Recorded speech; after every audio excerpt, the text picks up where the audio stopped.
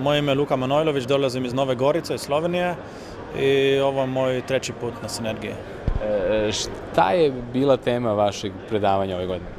Ove godine sam se dotakao automatizacije uz pomoć System Center Orchestrator 2012. Šta mislite da je bilo najinteresantnije publici koja je slušala vaše predavanje? Na čemu ste posebno insistirali?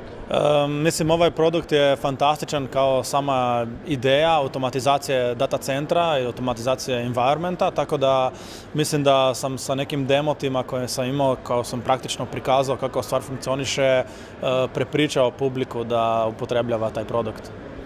Jeste imali prilike malo da se prošetate okolo, da vidite kakva je atmosfera generalno na Sinergiji u Expo delu? Jeste sreli neke zanimljive prijatelji iz IT-a? Ma da, kao svake godine sam sreo kolege koje poznajem već više vremena, neke više online, neke direktno sa Sinergije, tako da je bilo vremena i za druženje.